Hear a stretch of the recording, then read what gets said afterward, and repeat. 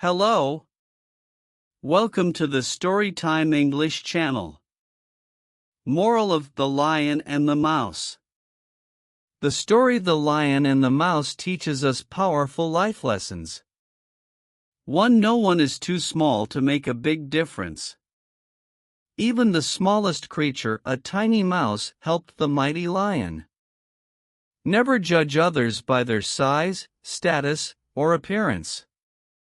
Great strength can come from small hearts. 2. Kindness always comes back. The lion spared the mouse's life, and later the mouse saved him. A simple act of kindness can return in unexpected ways. Good deeds always find their way back to you. 3. True courage isn't about size.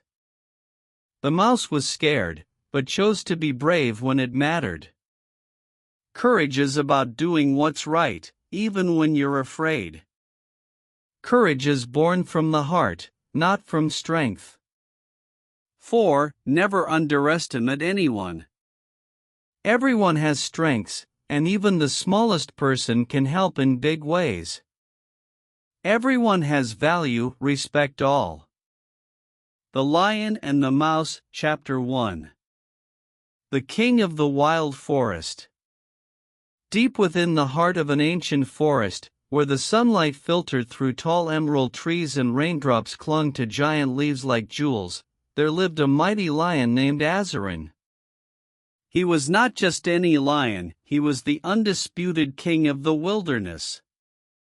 His roar shook the earth, his shadow alone tamed the reckless, and his honor was known by every creature who breathed under the giant canopy of the land. Azarin's mane flowed like threads of gold touched by the dawn, and his amber eyes carried the wisdom of many seasons. Muscles rippled beneath his sleek fur as he walked, and each step he took seemed to command the wind itself. Birds quieted when he passed, and monkeys dared not chatter until he was gone. Even the rivers seemed to pause as though paying respect to the one nature itself had chosen to rule. Yet, despite living in such glory, Azarin lived alone. A king, yes. Powerful, undeniably. But with strength often comes distance. It had been many moons since anyone had dared approach him, not even the lionesses from nearby lands, nor the brave warriors of the animal kingdom. Respect came freely, but companionship did not. Azarin had grown used to silence, used to being alone with only the rustling leaves and distant thunder for company.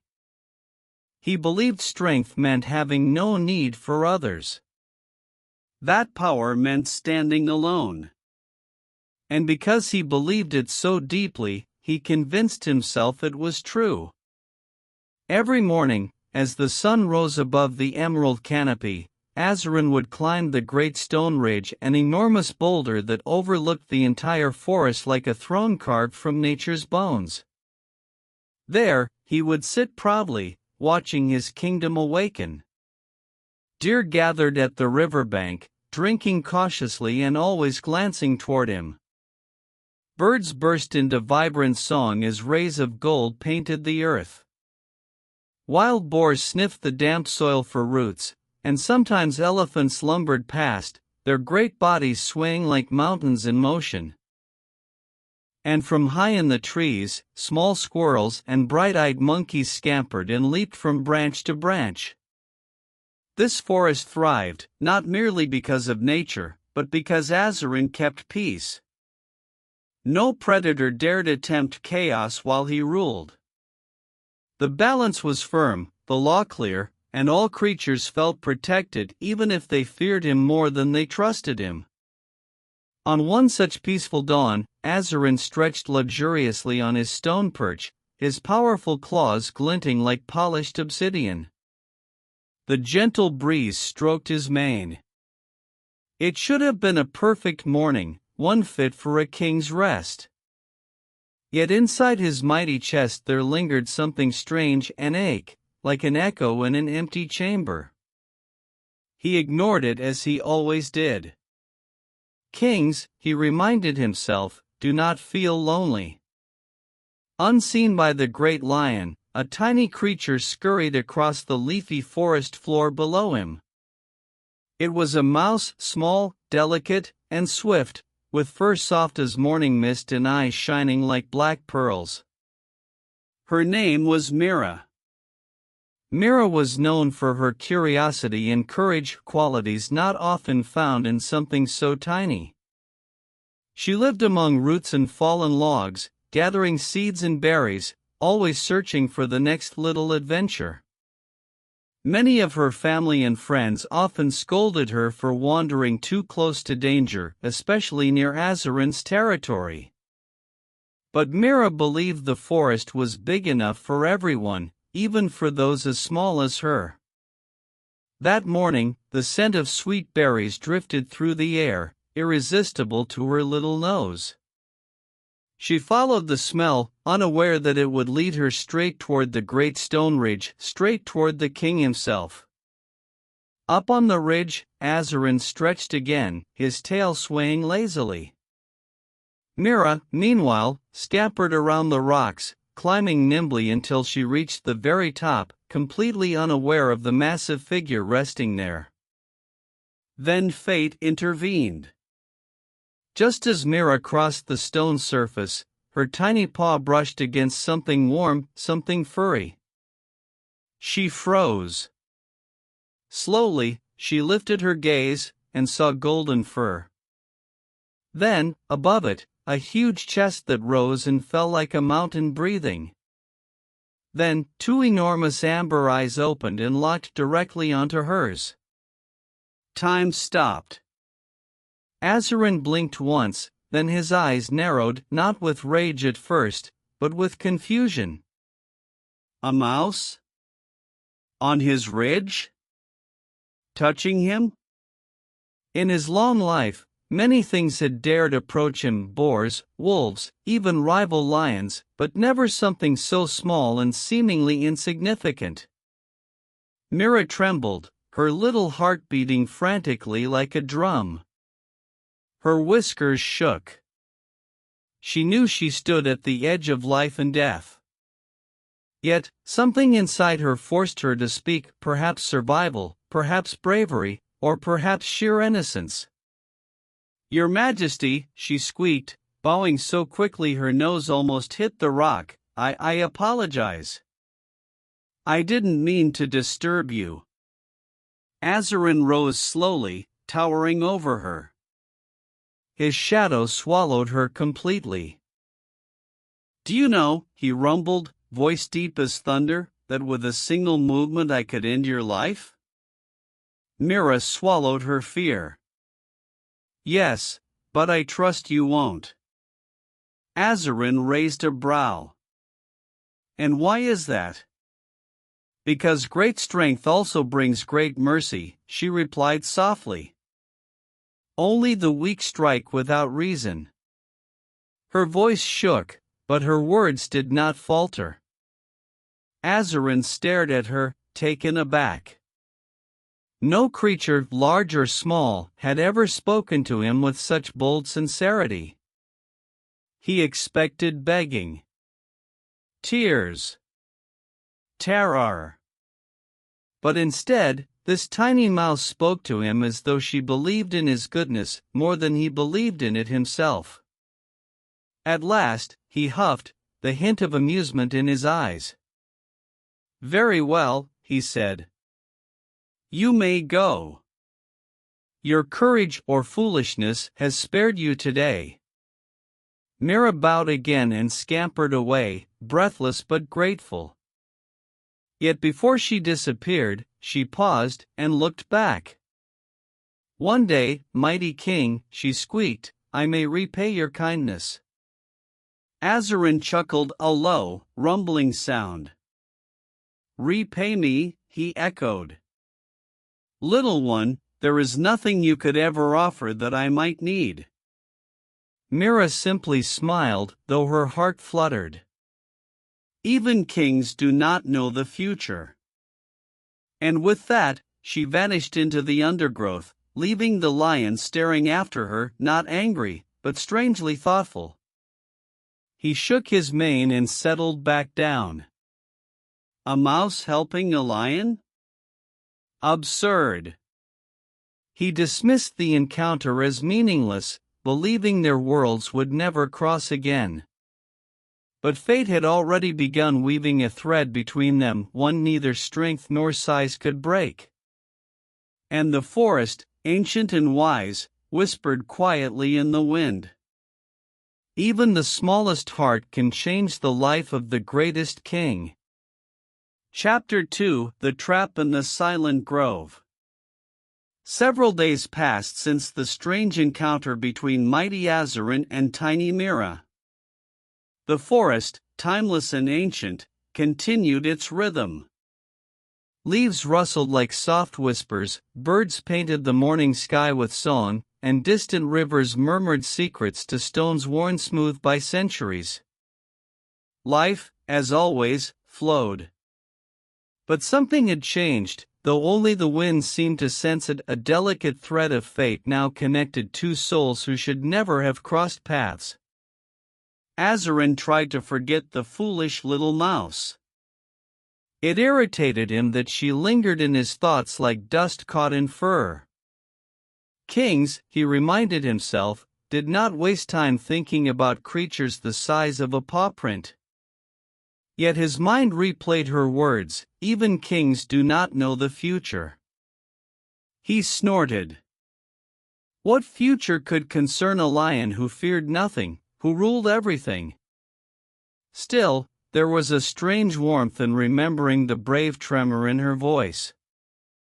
For the first time in many seasons, he wondered whether strength alone truly defined greatness. To shake off the thought, Azarin wandered deeper into the forest than usual. Every great ruler, he told himself, should inspect his kingdom. His paws pressed into damp earth, grass yielding beneath them, and shadows trailed him like loyal soldiers. As he walked, smaller animals scattered, not out of hatred, but instinct, a survival rule written into their bones. Yet today, something was different.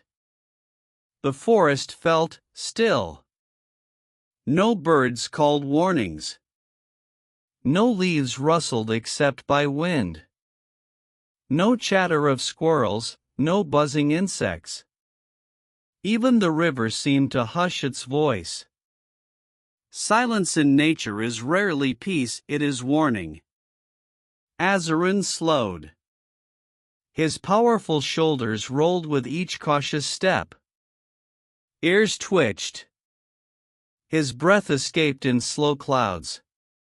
A strange scent clung to the air, unfamiliar, metallic, and sharp, foreign to the natural perfume of earth and bark. Humans. Hunters had not entered these woods in many years, not since Azarin established his reign. He had driven them out, broken their camps, scattered their traps. He believed none would dare return.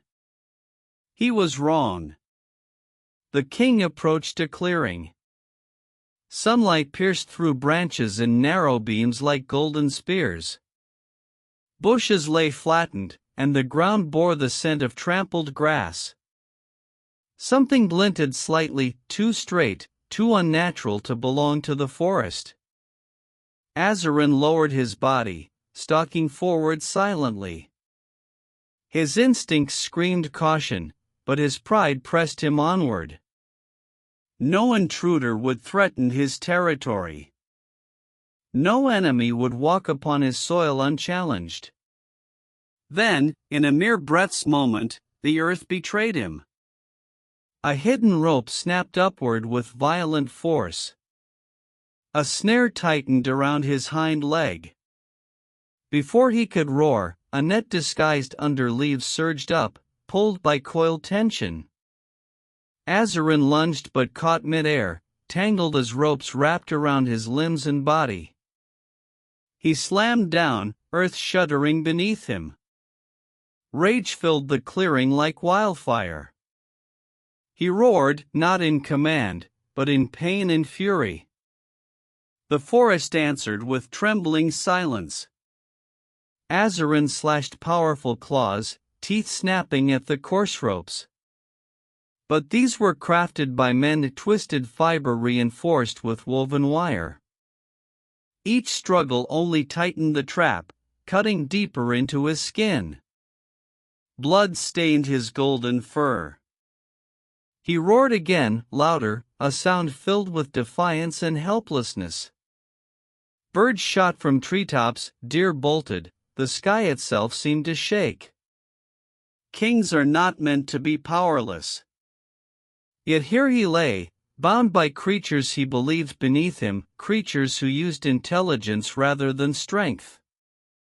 Exhaustion slowly pulled at his limbs. His breathing grew heavy. Pain throbbed through muscles that once carried him like a storm. His pride burned hotter than his wounds, not fear of death, but humiliation. Hours passed. Sunlight faded to amber, then bruised purple. The air cooled. Night's cloak began to whisper through the branches.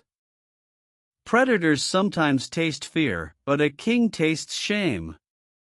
And in that darkest moment, when silence swallowed hope, something rustled in the underbrush, tiny feet, nearly soundless. A flicker of gray fur. Mira! She froze at the sight before her, the mighty lion bound, helpless, muscles shaking beneath ropes. Her little heart trembled.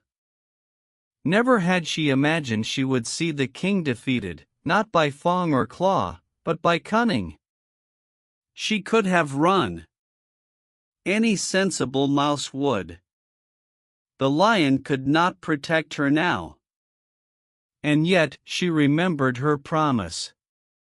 A promise he had laughed at, a promise made with a trembling voice but a sincere heart.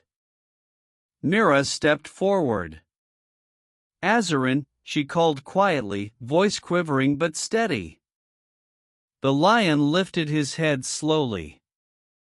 His eyes, dimmed by pain, widened with disbelief when he saw her. "You," his voice rasped, heavy as thunder smothered by rain. "Run. Hunters will return. Little one, this place is danger." Mira approached anyway. "I said I would repay your kindness." He closed his eyes in frustration. "You cannot free me. You are too small." Mira touched the rope with her tiny paws. She examined the knots with careful eyes. "Size isn't everything." The same words she spoke days ago shimmered again in the air like fragile magic. Azarin breathed deeply, strained but grateful. "Why would you risk yourself, for me?" Mira looked at him, tears glistening, yet her gaze shone with determination like moonlight caught in dew. "Because mercy deserves mercy," she whispered. "Because even kings need help sometimes. And because no creature, not even you, deserves to suffer alone." With that, she began her work. Her small teeth, sharp like tiny chisels, sank into the rope fibers. She gnawed and tugged, her jaw aching, but she refused to stop. Time slipped by, moments stretching into long, determined minutes.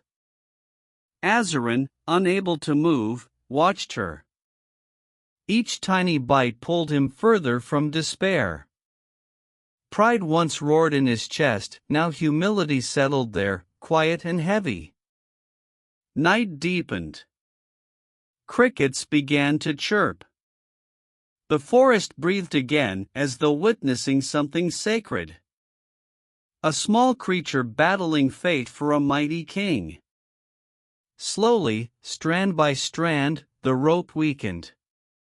And hope, something Azarin thought kings never needed, flickered in the darkness like a tiny flame. Chapter 3: Threads of Courage. Night wrapped the forest in silver and shadow. Stars shimmered like scattered diamonds across the velvet sky, and the moon hung full and bright above the canopy, casting a pale river of light through trembling leaves. Azarin lay still, his breath steady but heavy. The ropes had bitten deep into his flesh, the once glorious mane that crowned him now tangled slightly with dust and leaves. A king humbled by circumstance, not defeated, but wounded in more ways than one. Beside him, Mira worked tirelessly. Her tiny body was trembling with exhaustion, but her spirit glowed brighter than the moon overhead. Every fiber she gnawed, every knot she pulled at, felt like a battle against the world's disbelief, the world that said she was too small to matter. "You should rest," Azarin murmured weakly, voice rough like gravel dragged across stone. Mira paused only long enough to answer, panting softly. "Rest when you're free." Then she returned to her task, teeth grinding rope, paws steady. Azarin could not understand this loyalty. He had ruled with dominance. He had demanded respect. But this devotion from something so tiny, it unsettled him. It moved him. "Why do you fight so hard?" he whispered. She didn't stop working as she replied. "Because when someone powerful shows kindness, it must never be forgotten." Her words struck his heart like a quiet arrow. Not painful, but deep. Azarin exhaled slowly. "I am a king. Kings are feared, not followed out of gratitude." Mira paused again, looked into his tired eyes. "Then perhaps," she said gently, "it is better to be followed because you are loved." Silence followed those words. Silence deep and honest, deeper even than the forest night. No creature had ever spoken to Azarin that way. Not his rivals. Not his subjects. Certainly not something so small she could disappear beneath a single paw. But truth does not need size, only courage. A faint rustle broke the moment. Bushes stirred. Footsteps, heavy, deliberate, crunched through leaves. Mira froze, whiskers trembling. Azarin's muscles tensed painfully, instinct roared inside him even as his body could not. Hunters returning. Moonlight glinted off metal as figures emerged between trees, 3 of them, carrying torches and ropes, their voices harsh and careless. "Beast's still here," one muttered. "Tomorrow we haul him out." Azarin felt rage rise again, not for pride this time, but to protect the small friend standing beside him in the dark. Mira pressed herself low against the ground, heart pounding. She was just a mouse, a single careless step could end her life. Yet she did not flee. Courage, once awakened, does not easily die. "Stay still," Azarin whispered. But Mira's eyes narrowed with surprising fire. She would not abandon him now, not after coming this far. The hunters jabbed at the lion with a stick, checking if he still struggled. Azarin's lips curled in instinctive fury, a low growl vibrating from his chest. Even bound, even hurt, he was still a king. One hunter laughed cruelly. "Stronger than he looks. In the morning, the village will have a trophy." The others chuckled. Mira's tiny claws dug into the earth. Rage, tiny but fierce, lit inside her chest. Small creatures feel fear strongly, but they feel loyalty even stronger. As the hunters turned away, satisfied, Mira darted silently into the brush. She disappeared like a wisp of smoke, then reappeared behind a nearby tree root where a long, frayed corner of rope lay. She gnawed again. Faster. Harder. Fueled by urgency and terror, but also by something far more powerful, purpose. Azarin watched her, awe stirring in his lion heart. This is bravery, he thought. Simple, pure, unshaken by size or circumstance. For the first time in his life, he felt not pride in his power, but pride in another. Minutes stretched. An eternity passed in breaths. The final rope strand strained, frayed. Snapped. With a sharp sound like dry wood cracking, the main knot loosened and the net sagged. Azarin, sensing an opening, summoned everything left in him, strength, rage, hope, and pushed. With a final mighty heave, the net split. Azarin collapsed forward, gasping, but free. Mira stumbled backward, panting, whiskers drooping with fatigue. Dust covered her little paws. Her teeth ached. But her eyes, her eyes shone like fireflies. Azarin slowly stood. Pain laced every limb, but dignity returned to his posture. He shook his mane, and moonlight kissed the strands like liquid gold. He looked not like a fallen king anymore, but a reborn one. He lowered his great head to Mira, bowing, a gesture no creature had ever seen from him. You have done what no lion could, he said softly. You have saved a king. Mira blinked, breath trembling. Anyone would have done it. No, Azarin corrected gently. Only someone truly brave. A small breeze swept through the clearing, rustling leaves like applause from the forest itself. The moon shimmered brighter, as though witnessing history. From that moment, an unspoken bond formed, not of duty, not of power, but of respect and shared honor. A king and a mouse. Not opposites. Not unequal. Just souls bound by courage. Azarin turned to the shadows where danger still lingered. We leave before dawn, he murmured. And from this moment on, you are under my protection. Mira's tiny chest swelled, not with pride, but with belonging. For the first time, both lion and mouse realized a truth larger than any forest.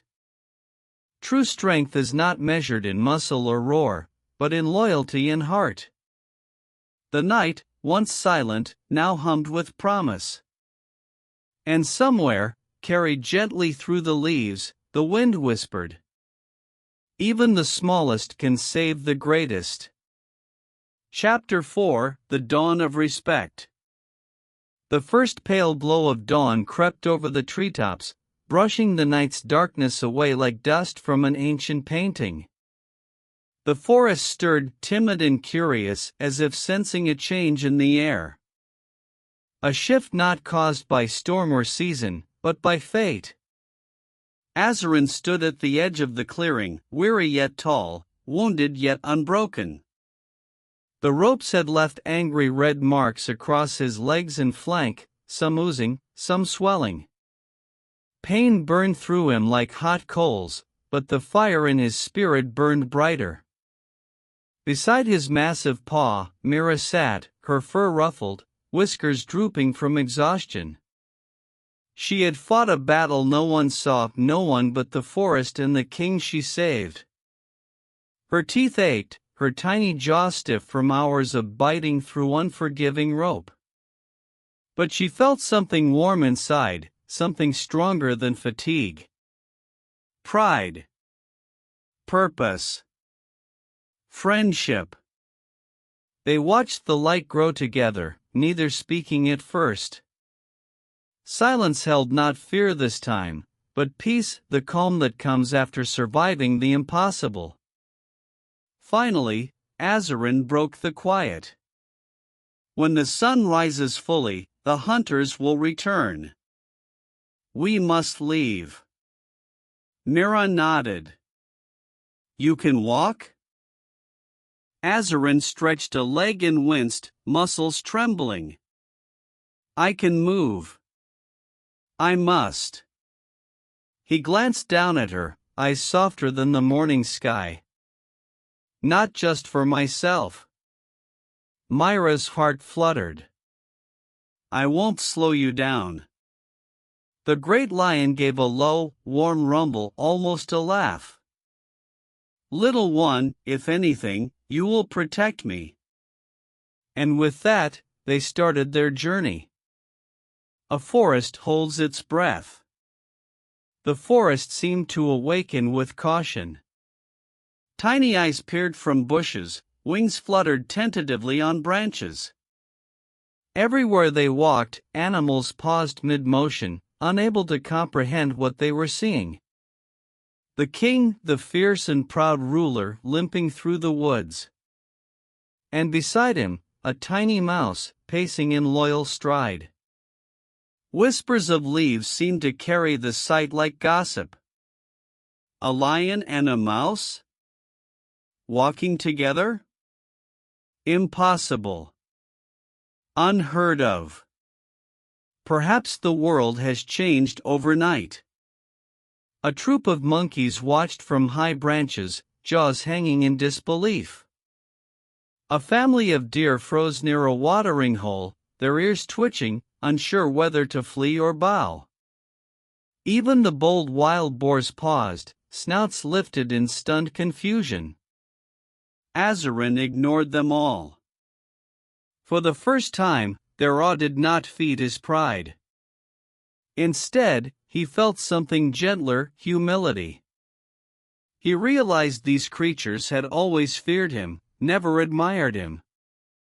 Respect and fear were not the same. Fear kept others distant. Respect earned closeness. And today, his smallest subject walked at his side without trembling. It meant more than 100 bows. Railway tracked the path of healing. As they walked deeper into the woods, Mira guided him not by command, but by intuition. She knew where brambles hid sharp thorns, where roots rose like traps, where the ground dipped suddenly. To anyone watching, it would look absurd, a tiny mouse leading the king of beasts. Yet every step Azarin took felt safer because she was there. You know these woods well, he said. Mira nodded. When you're small, knowing the safe paths keeps you alive. Azarin contemplated this. When you're powerful, you believe the world shapes itself around you. Until it does not. Mira glanced up at him. Maybe being strong and being cautious can live together. He thought about that, and realized he had never allowed caution a place beside strength. His power had blinded him. The trap had humbled him. And a mouse had reminded him that wisdom comes from many sizes and voices. Azarin stumbled suddenly, pain flaring up his leg. Mira squeaked in alarm. Careful! I am fine, he gritted, though his breath trembled. No, Mira said firmly, surprising even herself. You are hurt. Rest. For a moment, Azarin almost refused. Kings did not take orders from mice.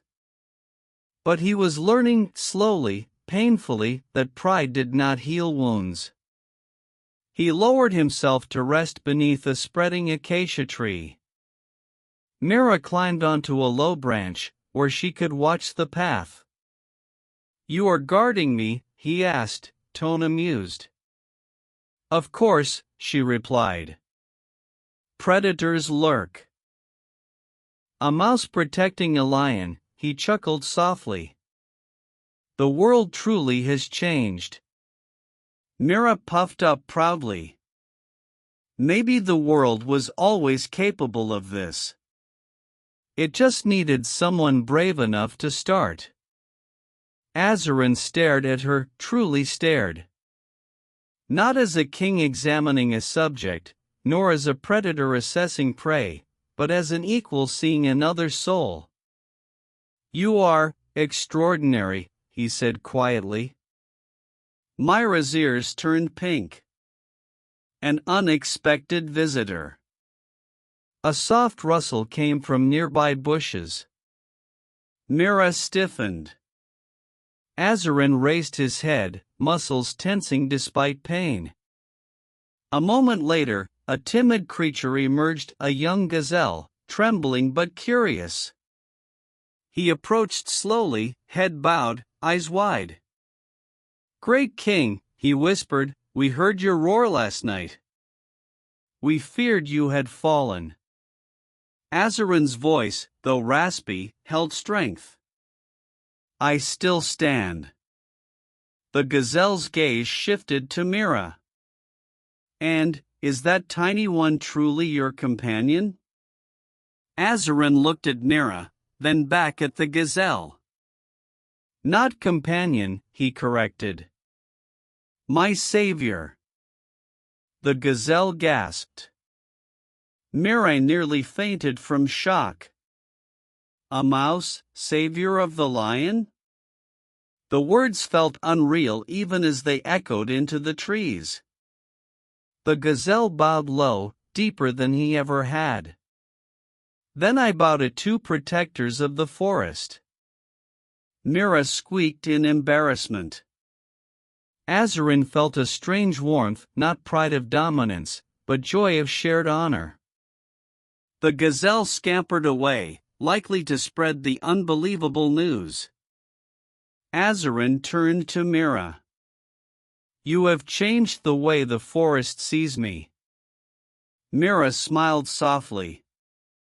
"Maybe you are changing the way the forest sees strength." A new morning. As dawn finally blossomed golden across the sky, Azarin rose again. His body ached, but his spirit felt lighter. "Come," he said. "The forest awaits." Mira hopped beside him. "And I will walk with you." "Not because I am king," Azarin said. "No," she replied gently. "Because you are my friend." Azarin felt something he had not felt in many seasons, something no roar, no victory, no dominance ever gave him. Belonging. Two unlikely figures, one mighty, one tiny, stepped forward into the waking world. And as they walked, the forest whispered a new legend, carried on sunbeams and birdsong. Power is mighty. Kindness is greater. Together, they reshape kingdoms. And so, the king walked not alone anymore, but beside a creature who proved that greatness needs not size, only heart. Chapter 5: When the Forest Bows. The sun climbed higher, spilling golden light that washed over leaves and warmed the earth. Birds burst into song as though celebrating a secret triumph. The forest breathed in harmony, peaceful, alive, and aware. Something had shifted in the balance of power, not in fear, but in respect. Azarin and Mira moved through thick undergrowth, each step forward a silent proclamation to the world: strength and smallness can walk side by side. Azarin's gait was slower than usual. A limp pulled at his stride, pain flaring whenever weight settled on his injured leg. Still, he moved with the dignity of a king. He did not stumble, nor complain. His pride had transformed, no longer sharp like a weapon, but steady like a shield. Mira walked in small, determined hops beside him. Despite her exhaustion, she held her head high, whiskers forward, eyes alert. She was no longer simply a tiny creature avoiding the world's dangers. She was a guardian, a protector, as unusual as she was brave. The earlier encounter with the gazelle had already begun to spread through the forest as swiftly as wind over grass. Now, as they continued onward, more animals appeared, cautiously at first, then with bold curiosity. A family of rabbits peeked from behind ferns, noses twitching. Squirrels scampered down tree trunks, tails flicking with disbelief. A cluster of colorful birds swooped low, chirping excitedly, wings shimmering like scattered petals. Mira felt overwhelmed by the attention, her ears flattening as she whispered, "Everyone is staring." Azarin chuckled softly, the sound warm and deep. "Let them look. For once, they see truth instead of fear." Mira blinked. "Truth? That strength is not always loud," he said. "That courage can be quiet and small." It was strange for her to hear wisdom from a lion, yet each word felt true enough to root in her heart like a growing seed. The clearing of gathering. Soon they reached a wide clearing, a natural meeting grounds for many animals. Flowers dotted the grass like tiny stars fallen to earth. Trees arched overhead, forming a protective crown of branches. Here, disputes had been settled, alliances formed, warnings shared. But today, a hush fell over the clearing. Dozens of animals stood there already: boars, gazelles, foxes, monkeys, birds, even a lone wolf who kept to the shadows. All looked toward the approaching lion. Yet something was missing: fear. Yes, they kept respectful distance. Yes, they bowed heads or lowered gazes. But their bodies did not tremble. Their legs did not quiver. They did not scatter like leaves in wind. Azarin slowed, eyes narrowing slightly in surprise. He had seen this place 100 times under different circumstances, with creatures cowering, shifting nervously. Now they stood still, watching not a tyrant, but a leader. "What has happened?" Mira whispered. Azarin did not answer, he didn't know himself. Then, from the far edge of the clearing, stepped Elder Horn, an ancient stag with antlers shaped like roots raised toward the sky. He walked slowly but with grace, age woven into his bones like wisdom into the earth. He bowed deeply, deeper than any animal had ever bowed to Azarin before. "Almighty King of the forest," Elder Horn said, voice trembling like old bark in gentle wind, "word has reached every burrow and branch. You faced the trap of man and rose again. And beside you stood not fang nor claw, but a heart of courage." He turned his head toward Mira, whose tiny frame seemed to shrink under the weight of so many eyes. "No creature is too small to shape destiny," the stag continued. "No voice too quiet to echo through the woods." Then, something extraordinary happened. All the animals lowered themselves in a gesture of honor, not only to the lion, but to the mouse. Azarin watched silently, breath held. He had commanded obedience through strength for so long, yet never had he received devotion through admiration. Never had his heart felt full with such genuine respect. "This is," he whispered, voice tight, "new." Mira looked up at him. "Respect," she said softly. He nodded. "Earned, not demanded. A lesson shared."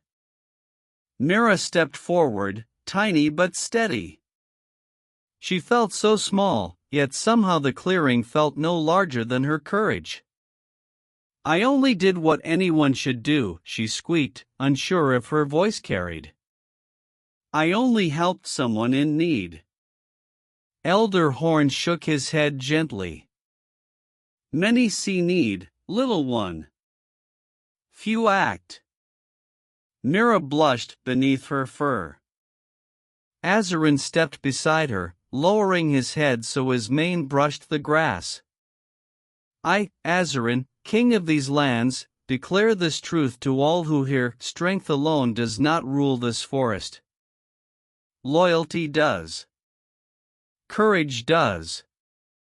Kindness does. And it comes in forms no eye can judge." Gasps rippled across the clearing, some soft, some loud. Never had they heard the lion speak so humbly, so openly. "For too long," Azarin continued, "I believed power meant walking alone. Today, I stand because I did not walk alone." His eyes softened as they fell upon Mira. "I live because a friend stood with me." Myra's little heart fluttered, full enough that she felt it might burst. The forest held its breath, then a great swell of sound rose, not a roar, not a scream, but a chorus of calls, chirps, howls, and hoots in shared celebration. Unity. Something new bloomed that morning, more vibrant than sunlight through leaves: trust. And woven in that trust was a new rule, unwritten but felt by all. Size does not measure worth. Power does not define value. True kings are lifted by hearts, not fear. A tiny mouse had changed a kingdom. The wind carries a new law. As the echoes faded, Azarin leaned to Mira and whispered, "You have given me something I never knew I lacked." "What is that?" she asked shyly. "A reason to be more than feared," he answered. "A reason to be worthy." Mira smiled, small but bright. "And you've given me something too." "What?" "A reminder that even a mouse has a place in a giant world." Azarin closed his eyes briefly, feeling the peace settle over him. The weight he once carried, the burden of loneliness, had lifted, piece by piece. The wind stirred again, gentle and full of promise, carrying across the forest a truth larger than any roar. Greatness is shared, not claimed. And with that, the forest no longer bowed only to the lion. It bowed to what he had become. A leader. A friend. A king worthy of loyalty. And beside him, the smallest hero ever honored in the wild. Chapter 6: A Forest Transformed. The day grew brighter, spilling soft sunlight across the forest floor. Leaves glimmered like emerald glass, and every breeze whispered through branches as if the entire woodland breathed a new hope. Azarin and Mira continued their slow journey, leaving the clearing filled with admiration behind them. Yet what followed them was not footsteps, it was faith. Animals began emerging from hiding places as they walked: chipmunks, owls, wild horses, even sly foxes. They did not flee. They did not crouch in fear. Instead, they watched with curious, glowing eyes, as if witnessing a miracle they never imagined. For generations, the lion ruled by might alone. The forest trembled beneath his roar. But now, the ground did not shake with terror, it hummed with unity. Something ancient had broken. Something new had risen. Mira sensed it. She had lived her life avoiding notice, slipping through grass and roots like a shadow. But today, she walked in open light, proud, seen, unafraid. Pride tickled her whiskers, not the sharp pride of ego, but the warm pride of purpose. Azarin sensed it too. Each step forward felt lighter, even though pain tugged at his muscles. The weight of being feared had left him, replaced by a weight he chose, responsibility, not dominance. At one point, Mira glanced up at him. "Are you tired?" she asked softly. Azarin shook his head. "I am learning what strength really means. And it feels different." "Good different?" she asked. "True different," he answered, voice deep and sincere. "A kingdom of balance." They reached a meadow filled with tall grass swaying like waves. A herd of antelopes grazed peacefully, but instead of bolting away, they lifted their heads calmly. A young calf stepped timidly forward, the innocence of youth shining in its eyes. "Is it true?" the calf asked, voice trembling with wonder. "You walk with a mouse?" Azarin nodded, lowering his head gently. "I walk with a friend." The calf blinked. "And she saved you?" Myra's ears reddened with embarrassment. "I only did what I could." A mother antelope herded her child back gently. "You taught us all something," she said, bowing slightly. "Courage comes in many shapes." Her words lingered in the air like soft petals before she turned away, returning to her grazing. Azarin watched, amazed. How strange the world feels when fear fades. "Maybe fear was never the true power of a king," Mira murmured. Azarin looked down at her. "And what is?" "Respect," she said simply. "Care. Responsibility." The lion breathed in deeply, as though inhaling her wisdom into his bones. "Then I shall learn them all. Where shadows still linger." But the world does not change for every heart at the same pace. From the shadows nearby, eyes glinted, sharp, narrow, filled with bitterness.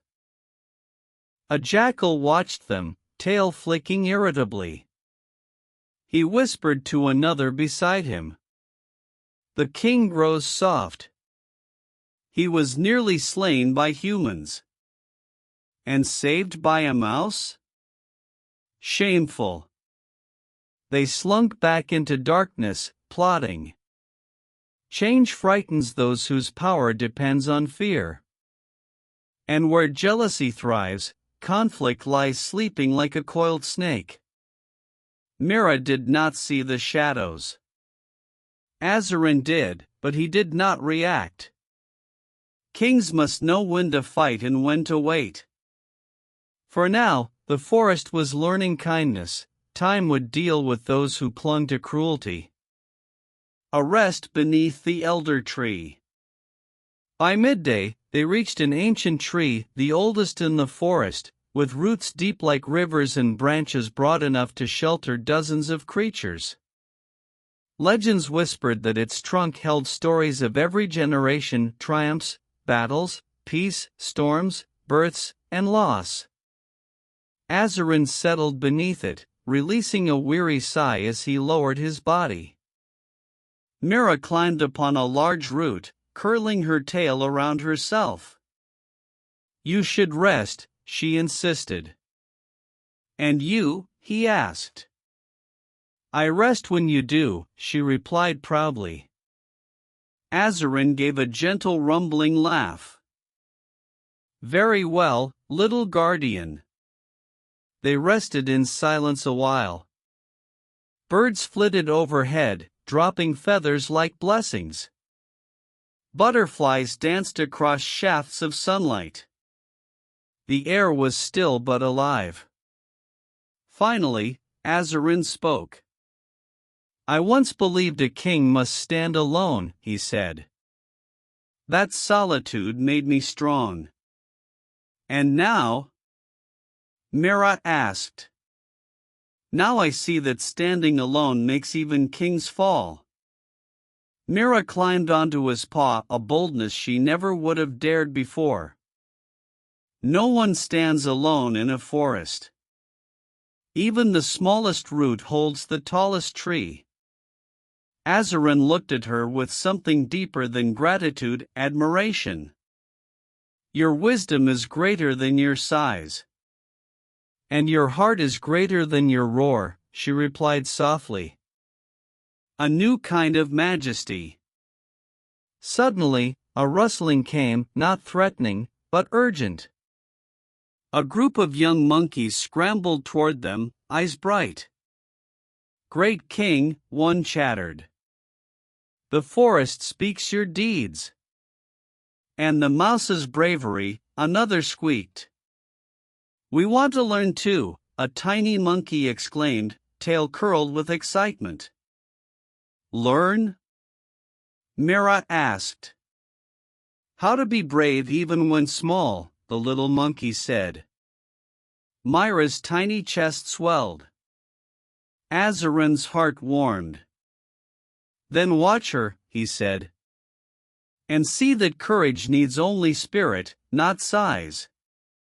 The monkeys chattered joyfully and scampered away, energized by hope. Mira looked up. They want to follow us. Not follow, Azarin corrected. Learn. Grow. Join. A kingdom cannot rise if only one leads. Mira nodded slowly. Then the forest will become a family. Yes, Azarin said. A family where every voice matters. The promise of tomorrow. As the afternoon faded, a calm certainty settled over the land. The forest felt safer, not because a lion roared, but because kindness had roared louder. Mira stretched and yawned adorably. Azarin smiled, a true smile, not a prideful smirk. Tomorrow, he whispered, we will build a new rule. Not carved in stone, but carried in hearts. And what rule is that? She asked. That greatness lifts others, not stands above them. Mira leaned against his fur. And friendship, she added quietly. Friendship is a crown too. Azarin closed his eyes, listening to the wind speak through leaves. Then let that crown rest on us both, he said. A mouse and a lion rested side by side, guardians of a new era. And as the golden day softened into evening, every creature felt a promise in the air, a forest where power protected, not commanded, and where even the smallest voice mattered. A kingdom reborn. A legend growing. And a friendship that would reshape the world. Chapter 7: Shadows of Doubt. Even as peace washed through the forest like warm sunlight over dew, not all hearts basked in its glow. Where light blooms, shadows cling. And in the corners where pride, envy, and fear lived, whispers began to swirl like cold wind before a storm. Far from the meadow, deep beneath thorny bushes, the jackals gathered. Their leader, a lean, sharp-toothed creature named Craven, paced restlessly. His eyes burned with resentment. A lion protects a mouse, Craven hissed. And the forest bows to them both. Has the world lost its senses? Another jackal snorted. It is weakness. He would rather speak than roar. Rather walk than hunt. If the king falls soft, who will fear us? A third jackal's tail twitched anxiously. But fear is not food, Craven. The lion still rules. Craven snarled. Rules? No. A king who kneels to a mouse rules nothing. If kindness governs the forest, where does that leave us? We survive through cunning.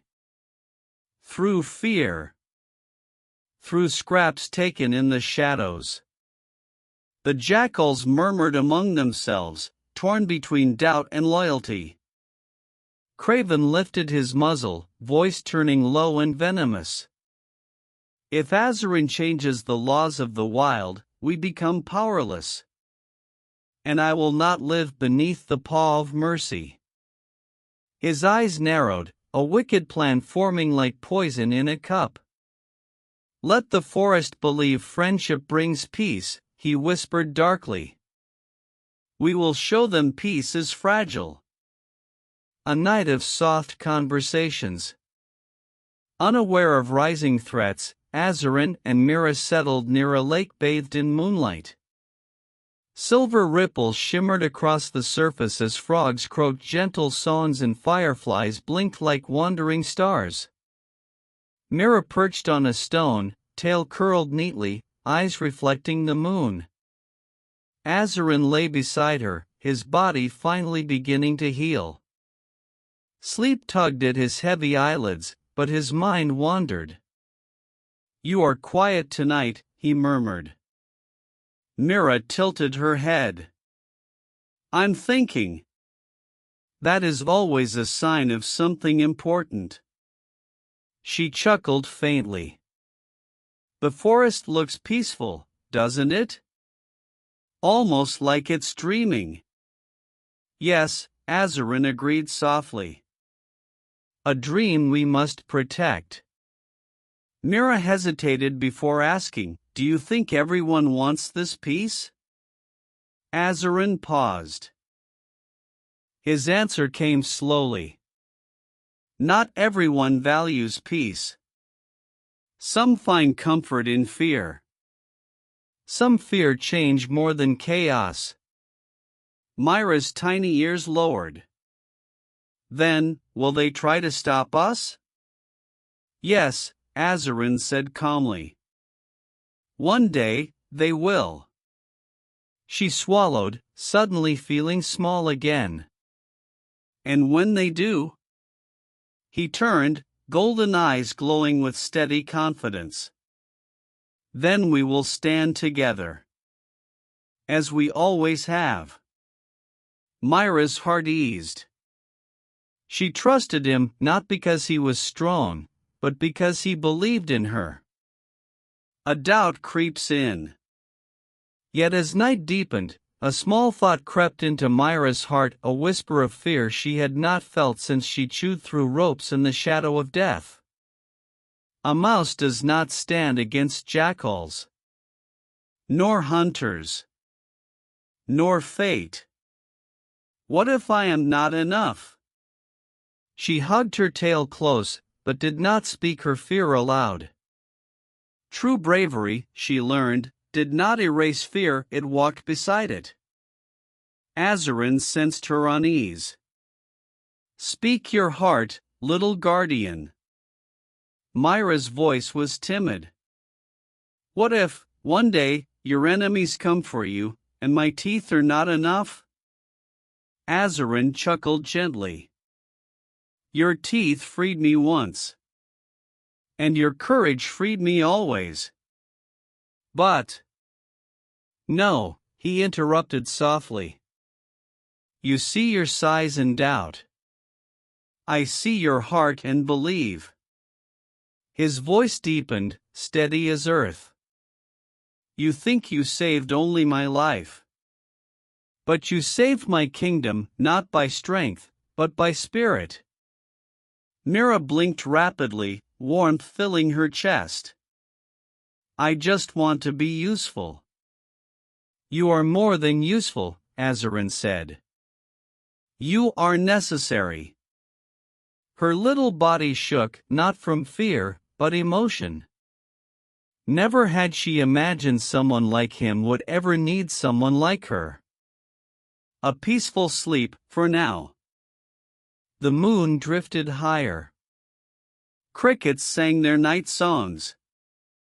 Mira nested in the soft grass near Azarin's paw, protected by the gentle rumble of his breathing. For a moment, everything felt safe, as if the world itself rested. But in the distance, dark shapes slinked through shadows. Yellow eyes glowed. Low growls laced the wind. The jackals approached the lake silently, watching the lion and mouse sleep beneath starlight. "Look at them," Craven whispered coldly. "The king sleeps defenseless. The mouse at his side like a jewel he guards." Another jackal licked his fangs. "We could finish him now." Craven shook his head. "No. If we attack now, the forest will unite." "They trust him still." "So what do? We break that trust. We turn their peace to doubt." Craven's lips curled into a cruel smile. "We make the mouse fall. Then the lion falls after her." The jackals retreated silently into the dark, leaving only ripples in the lake and a cold promise whispering through the wind. Danger crept closer, unnoticed, patient, plotting. Morning comes, unknowing. As dawn painted the sky in rose and gold, Mira awoke first. She stretched, tiny paws rubbing sleepy eyes. Birds chirped cheerful greetings. Dew sparkled like crystal beads on blades of grass. Azarin stirred slowly, tail flicking, mane blowing under morning light. "Good morning," Mira said brightly, momentarily forgetting last night's doubt. "And to you," Azarin rumbled, smiling. The world around them felt calm again, but peace, once born, must be protected. Quiet storms gather before they strike. Mira sniffed the air. Something faint lingered, the scent of predators, though distant. Unease prickled her fur. "Azarin?" "Yes?" "Do you ever feel a warning before a storm?" He considered. "A king always does." "And now?" Azarin rose, strong despite wounds healing. His gaze scanned the horizon. "Yes," he answered. "A storm is coming." Mira shivered, not with fear, but resolve. "Then we will face it together." Azarin lowered his head to her level. "Not together. As one." And in that moment, the forest did not see a lion and a mouse. It saw a bond forged stronger than fang or claw, stronger than fear or hunger, a bond that threatened those who thrived on weakness. Chapter 8: The Whispering Storm. Morning light spilled through the leaves like liquid gold. The forest stirred with gentle life, birds greeting the sky, insects humming softly, leaves whispering secrets to the wind. Everything looked peaceful, yet Myra's whiskers twitched uneasily. Nature had a way of hiding storms beneath sunshine. Azarin stood tall, stretching his powerful form. His wounds had begun to knit, strength slowly returning like fire rekindled. Even so, he walked with purpose, not to show his might, but to learn, to listen, to protect. "Shall we continue the patrol?" Mira asked, hopping beside him. "Yes," Azarin said. "A king sees his kingdom with his own eyes." Mira nodded. "And a friend walks beside him." Azarin smiled faintly. "Always. But peace never travels alone, its shadow is doubt, and its enemy waits for weakness." signs in the wild. As they moved deeper into the forest, they noticed strange signs: uneaten fruit scattered, nests abandoned, and quiet whispers in the bushes. A squirrel darted across their path, fur fluffed in alarm. "As Sir Lion." "Mira," he panted. "Something is wrong." "What troubles you?" Mira asked. "There are strange scents," the squirrel squeaked. "Predators, too many, not hunting, watching." Azarin's gaze hardened. "Jackals." The squirrel nodded rapidly. "Stay with your family," Azarin instructed. "And fear nothing while I stand." The squirrel bowed and vanished into branches. Myra's heart tightened. "They're planning something." Azarin inhaled slowly. "Fear feeds them. We shall give them nothing." Mira tried to feel brave, but her small heart thumped fast. "I will stay close." "Closer than fear," Azarin replied gently. "Always." Seeds of doubt. Soon they crossed a shaded glen where animals whispered among themselves. Boars, deer, monkeys, rabbits, they gathered uneasily. When they saw Azarin and Mira, they froze, unsure whether to approach or flee. A fox stepped forward, sly eyes shifting. "King Azarin, we heard rumors." Azarin lowered his head calmly. "Rumors are leaves blown by wind. Speak truth." The fox hesitated. "They say jackals roam the borders. That danger rises. And that your new law makes us weak." A murmur rippled through the crowd. Mira felt as though the ground shifted beneath her tiny paws. Azarin's voice rumbled, deep as distant thunder. "Kindness is not weakness. Mercy is not surrender. The strongest forest is united, not divided." A young boar snorted nervously. "But what if jackals strike? Will kindness protect us then?" Mira stepped forward, heart pounding. "Courage will. And courage grows when hearts stand together, not alone." Some animals nodded, comforted. Yet others looked uncertain, fear coiling inside them like thorny vines. Azarin spoke once more, not loud but steady. "Fear is the weapon of cowards. Unity is the shield of the brave." One by one, animals lowered their heads in respect, calmed for now. But in the trees above, hidden eyes watched, jackals in waiting, their leader Craven curling his lip into a cruel grin. "So the lion preaches peace," he whispered. "Let us tear peace apart. The trap begins."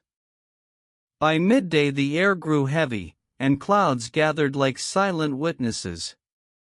Mira felt it in her bones, the forest held its breath. "What if they try something today?" she murmured. "They will," Azarin said. His calmness steadied her, like a mountain beside a trembling leaf. "How do you know?" "Because darkness does not wait when light rises." They continued walking when suddenly, crack! A branch snapped behind them. Mira spun. Shadowy shapes slipped through bushes, too fast to see, too quiet to trace. Azarin growled softly. "They circle." Myra's tail tucked in. "Can we fight them?" "We don't fight shadows," he answered. "We face them in the open." But shadows do not always want to be seen. A whisper from below. Near a fallen log, a trembling sound rose, tiny claws scrambling desperately. Mira ran to the noise and found a terrified field mouse stuck under a coil of vines. "Help!" the little one squeaked. Without hesitation, Mira gnawed at the vines. "Hold still." In moments, she freed the mouse, who looked up wide-eyed. They came at night. The jackals. They scared us, chased us, told us the lion cannot protect us anymore. Azarin's jaw tightened. "What do you believe?" Mira asked gently. The tiny mouse swallowed. "I saw you chew through rope. I believe a mouse can be brave. So, I believe a lion can be kind." Mira blinked tears. Azarin bowed his head to the tiny creature. "Courage comes in echoes. Yours will spread." The mouse scurried off, heart lighter. But as soon as it disappeared, mocking laughter slithered from the shadows. How touching! Craven emerged, jackals fanning out behind him like living daggers. Yellow eyes, bared teeth, hunger and cruelty dripping from every step. Azarin moved forward, muscles tensing. Mira scrambled atop his paw. "Craven," Azarin said, voice calm but steel-coated. "You crawl from the dirt at last." "I crawl where kings crumble," Craven sneered. "You rule with kindness now? Pathetic." Azarin's tail rolled like a storm cloud. "Leave. You threaten nothing but your own honor." "We threaten everything." Craven snapped. "A kingdom without fear is a kingdom waiting to fall. And you believe you can make it fall?" Azarin asked, unblinking. Craven grinned. "Not by killing the king." His gaze dropped to Mira. "But by crushing the hope at his side." Myra's heartbeat froze. Azarin stepped forward, teeth bared. "Touch her, and I will break the sky itself to bury you." The forest held its breath, every leaf silent, every root tense. Craven's jackals paced, eager, waiting. Mira swallowed her fear. She stood on Azarin's paw, tiny but fierce. "If you seek to break hope, you've already lost." Craven snarled. "You will scream soon enough, little mouse." Azarin roared, a roar not of tyranny, but protection. Power rippled through the ground. Birds scattered. The wind itself recoiled. The jackals faltered, just a heartbeat, but it was enough to show their fear.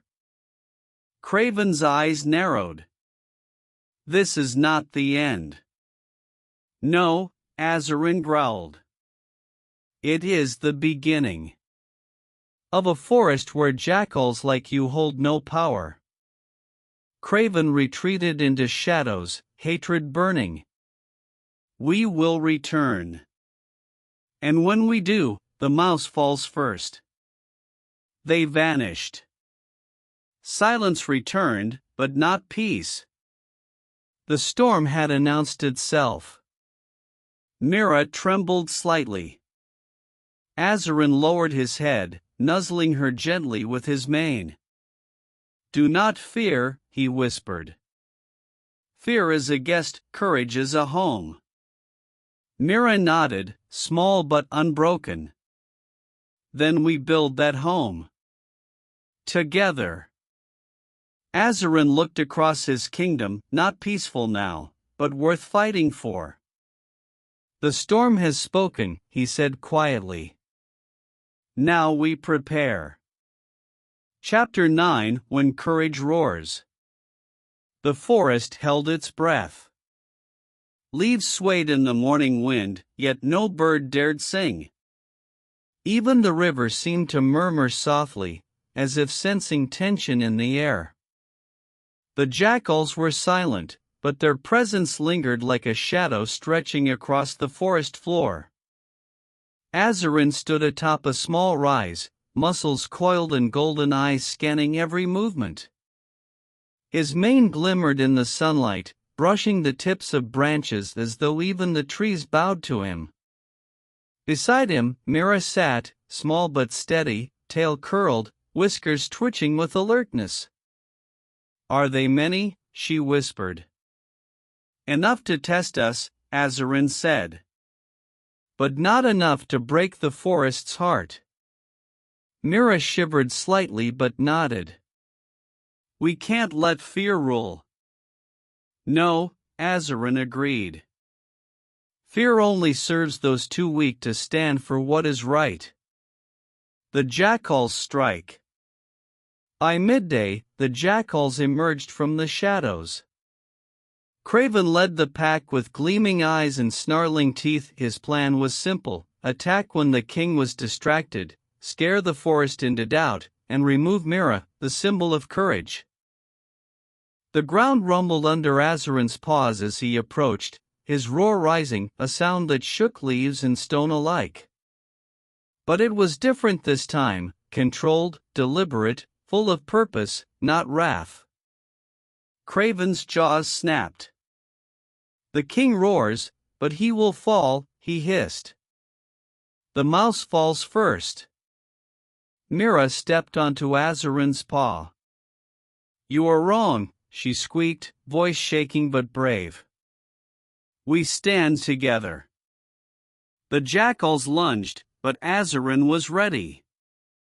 With one mighty swipe of his paw, he sent the nearest attacker tumbling into the brush. Another leap, and a second was pinned beneath his bulk. Mira darted in and out, tiny but fearless. She nipped at the jackal's paws and tails, distracting them, slowing their assault. Every movement was precise, every action brave, showing that courage need not be big to be effective. The forest watched, stunned. Even timid animals who had feared the lion before now realized, courage can shine in any form. A dance of strength and spirit. Craven snarled, circling like a shadow. "You think you can stop me?" he hissed. "We are many, and you are alone." Azarin growled low, golden eyes narrowing. "I am never alone." Mira leaped from his paw, spinning to distract another jackal, then back again. Azarin lunged, claws flashing, teeth bared. It was not mere violence, it was harmony. Strength and spirit, size and heart, working together as one. The ground shook with each powerful step of the lion. The air was filled with the sharp sounds of snapping twigs, claws against stone, and tiny but daring squeaks. The jackals began to falter. They had expected fear, chaos, and a crumbling forest. Instead, they found a lion guided by a mouse, a forest that would not kneel, and courage multiplied across the ranks of every creature watching silently from trees and bushes. The turning point. Craven growled in frustration. "Enough! I will strike the mouse first." Myra's tiny body braced. She knew she could not outrun all of them if caught. But courage does not rely on escape, it relies on heart. She leapt forward, biting the nearest jackal's paw. The creature yelped in surprise. Azarin's roar filled the sky, the forest trembling beneath it. With a single, perfectly timed leap, he pinned Craven to the earth, powerful but controlled, showing dominance without cruelty. Mira scampered onto Craven's back, teeth and claws keeping him subdued. "This forest belongs to courage and unity," she squeaked. "Not fear." The jackals froze, realizing they had misjudged the forest. Their leader defeated by a lion, guided by a mouse, a vision of impossible courage. Slowly, one by one, the pack retreated, unwilling to face what they could not break. The forest exhaled. Leaves fluttered, birds sang, and a soft breeze danced across the clearing, carrying away the tension. Victory and respect. Azarin lowered himself, golden eyes softening as he watched Mira. "You have done more than I ever imagined," he said. "Not with strength, but with courage." Mira shook, exhausted but proud. "We did it, together." "Yes," Azarin rumbled. "And the forest has seen a new truth today. Greatness is not in power alone, but in loyalty, courage, and heart." Animals emerged from hiding, timid at first, then emboldened. Deer, rabbits, monkeys, and birds approached, heads bowed in reverence. Even predators, like wolves and leopards, showed respect rather than fear. The forest had changed forever. A lesson written in leaves. Mira curled against Azarin's paw as he rested. "Do you think they'll come back?" she asked softly. Azarin's golden eyes scanned the horizon. "Perhaps. Shadows never disappear entirely. But courage, once shown, is never forgotten." Mira smiled faintly. "I was afraid before, but now I feel stronger." "Strength is not the absence of fear," Azarin said gently. "It is standing despite it." Myra's heart swelled. She realized something deeper than survival or victory. The bond they shared, lion and mouse, was a lesson to the entire forest. Unity and courage could overcome even the darkest threat. A kingdom forever changed. From that day forward, stories of the lion and the mouse spread across the forest. They were no longer merely king and tiny creature. They were symbols, proof that courage has no size, that loyalty holds power greater than any fong, that heart can rule where fear once reigned. Azarin roamed freely, his roar no longer a sound of fear, but a sound of hope. Mira stood beside him, brave and bold, tiny but mighty. The forest whispered their legend. Even the smallest can change the greatest. Even the timid can inspire courage. Even the darkest shadows can be chased away by the light of heart. And so, the bond between lion and mouse reshaped the kingdom. Together, they led the forest into a new era, one of trust, respect, and courage that would echo through generations. Chapter 10: The Forest United. The sun rose slowly, spilling soft golden light across the forest. Every leaf seemed to shimmer, every blade of grass glistened with dew. Birds sang loudly, their songs no longer just sounds but celebrations. Today, the forest was alive with hope. Azarin stood tall on a gentle hill, mane glinting like sunlight caught in rivers of gold. Beside him, Mira twitched her whiskers with excitement. The little mouse had grown bold, not just in courage but in wisdom. Together, they had faced fear, defied danger, and taught the forest a truth older than the tallest tree: courage has no size, and loyalty has no measure. A gathering of allies. Animals from all corners of the forest came to the hill. Deer, foxes, boars, monkeys, birds, and even a lone wolf all arrived not out of fear, but respect and admiration. They circled Azarin and Mira, forming a natural assembly. Azarin's deep voice carried over the crowd. The forest has learned a lesson these past days. Fear can only rule those who accept it. But unity, courage, and friendship, these are stronger than any claws or teeth. Mira climbed atop a rock to speak, her tiny voice surprisingly strong in the quieted forest. No one is too small to make a difference. Even the tiniest creature can change the course of the greatest events if they are brave enough. A wave of whispers and nods passed through the animals. They realized now, size does not define value. Strength alone does not lead. True leadership is guided by heart and spirit. The lion's promise. Azarin lowered his massive head to Mira, eyes filled with warmth. From this day forward, the forest will be a place where courage and kindness guide our paths. Not fear. Not cruelty. Those who seek to harm others will find no power here. He turned to the assembly of animals.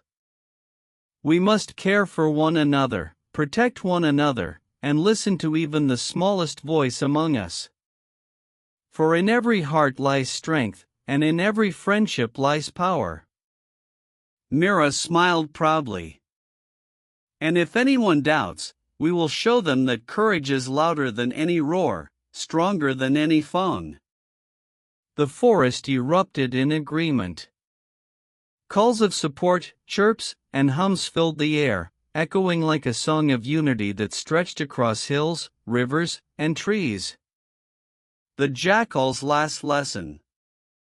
Even Craven and his jackals, who had lingered in the shadows, now hesitated at the edge of the assembly. They had expected weakness. They had hoped to instill fear. But what they saw was not a lion trembling at danger, nor a mouse hiding in fear.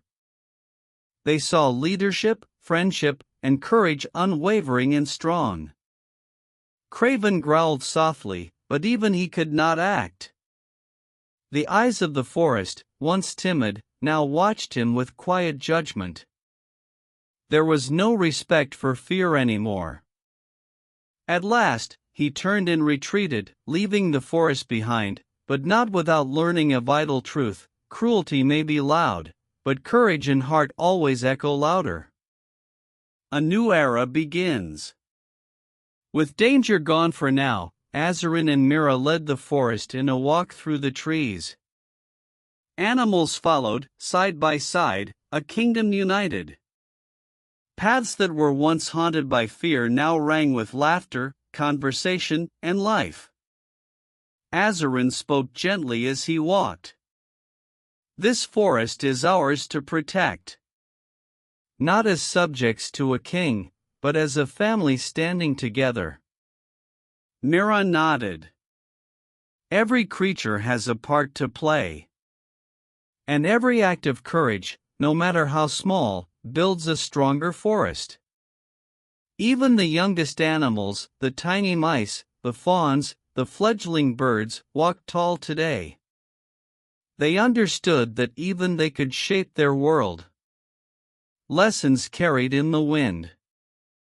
From that day forward, the forest remembered the story of the lion and the mouse. Mothers told it to their young. Elders spoke of it beneath the stars. And wherever courage was needed, the tale was carried by the wind. A tiny heart can save a mighty king. A loyal friend can change the fate of a kingdom. Strength is measured not by roar, but by the courage to stand for what is right. Even the trees seemed to lean closer, as if listening to the story whispered through their leaves. A moment of reflection. As the sun set, painting the sky in shades of gold and crimson, Azarin and Mira rested atop the hill. The kingdom sprawled beneath them, alive and vibrant. "You've grown so brave," Azarin said softly, his mane glowing in the last light of day. "I learned from you," Mira replied, whiskers twitching. You taught me that courage is an absence of fear, it's facing it, no matter the size of your body. And you taught me, Azarin said, that leadership is not about making others tremble, but about giving them hope.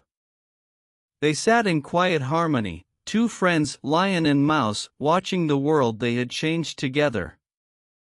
A kingdom at peace. Night fell gently, covering the forest in a blanket of stars. Fireflies blinked like tiny lanterns, and the gentle hum of life filled the air. For the first time in generations, the forest was not ruled by fear. It was guided by courage, friendship, and unity. Azarin let out a long, contented rumble. Mira curled beside him. Tomorrow, she said sleepily, we protect the forest again. Yes, Azarin murmured. Together. And so the lion and the mouse, mighty and tiny, fierce and brave, rested beneath the stars, knowing that whatever challenges came next, they would face them side by side. A forest once divided by fear was now united by heart. And the legend of their courage would echo through generations, teaching that no act of bravery is ever too small, and no friend is ever too tiny to make a difference.